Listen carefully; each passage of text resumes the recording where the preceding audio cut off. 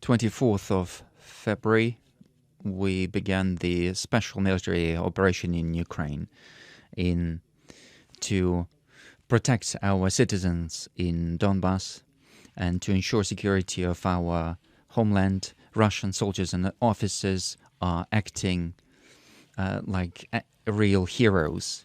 Our military are fighting in a stoic way, fully understanding their duty. Even after injuries, soldiers and officers continue to fight.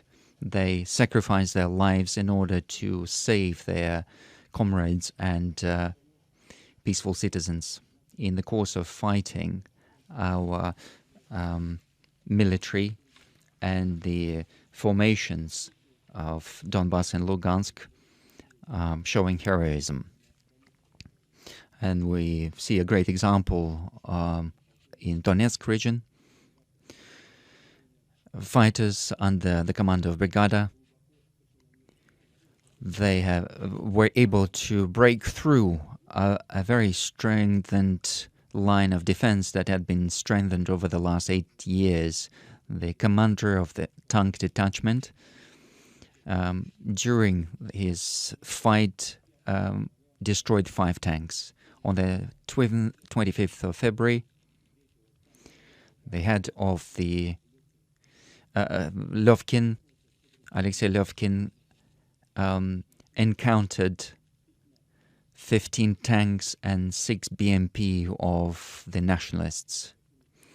And having attacked them, they destroyed all BMPs and 5 tanks, having achieved the goal without any losses.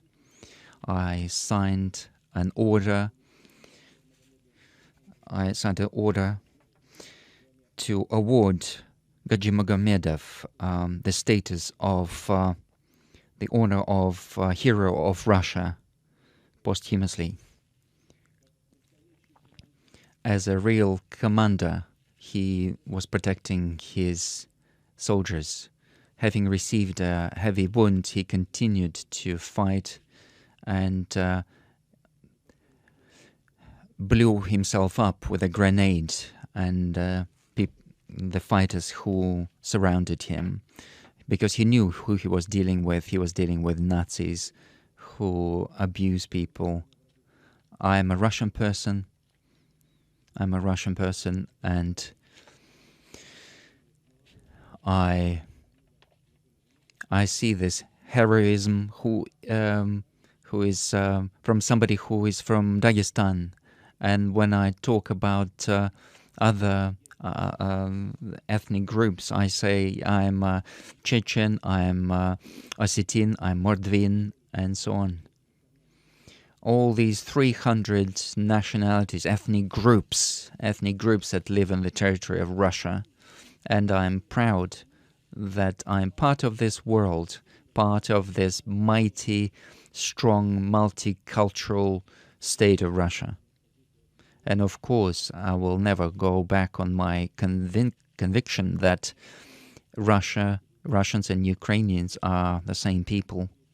Even though that a lot of Ukrainians have been threatened or scared or brainwashed, but some of them, of course, consciously went to fight for the Nazis, those who fought on the side of Hitler during Second World War.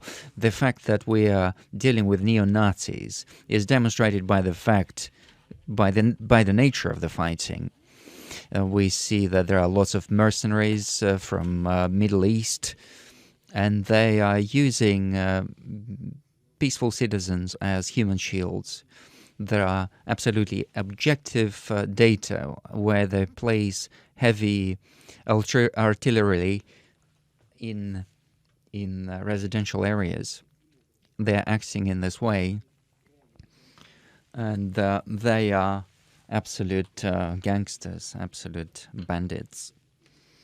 And instead of moving away this heavy equipment from civil infrastructure and housing, they are bringing in rocket launchers and so on into these areas. They are holding thousands of young students, foreign citizens. They have been keeping over 3,000 Indian students in Kharkiv rail station, preventing them from leaving, and they keep leaving them, and about 576 students in Sumy. They started shooting at Chinese students who wanted to leave, and 2 of them got injured.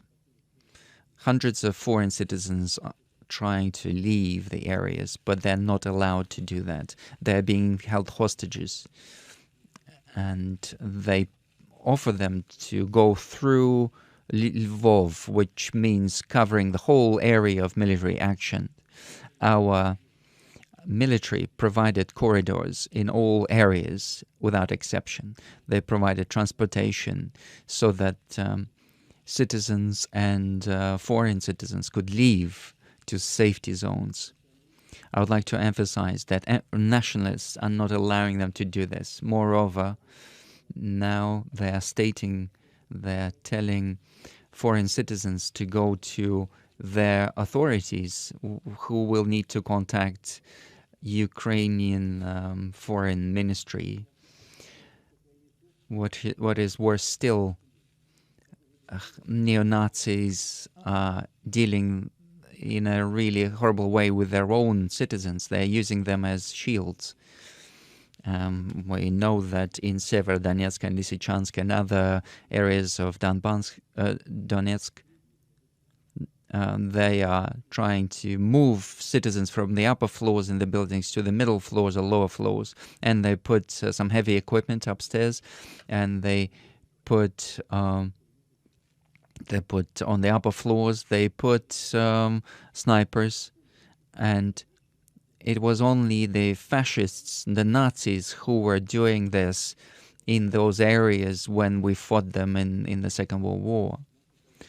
And our soldiers and officers are trying to prevent any victims among civil population. Unfortunately, we're incurring losses, and our duty is to support the families of our people, of our personnel, those who fight for our cause, and to everyone who suffered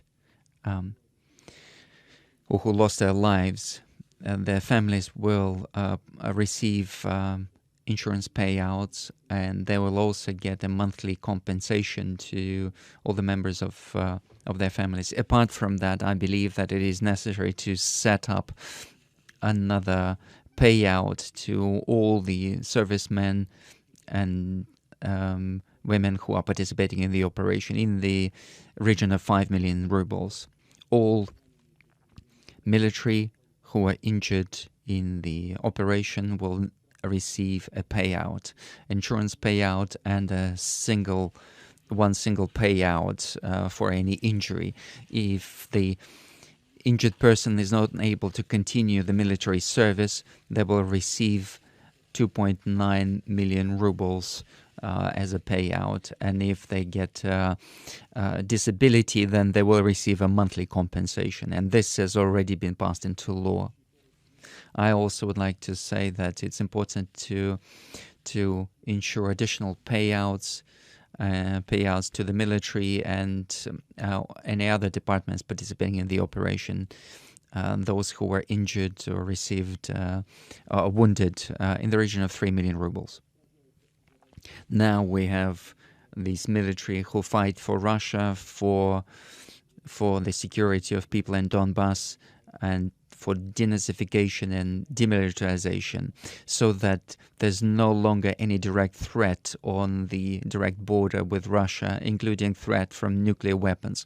We're proud of our military, and we need to remember our fallen comrades, and we need to do everything to support their families and their close ones. And I invite you to respect their memory with a minute of silence.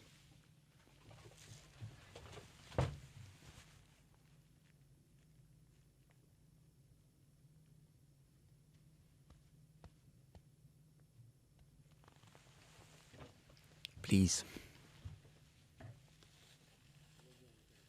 Dear comrades, I'd like to say that the special military operation is taking course in strict accordance with the plan and the schedule. All objectives that were set are being achieved successfully. The Minister of Defense will continue with more detail.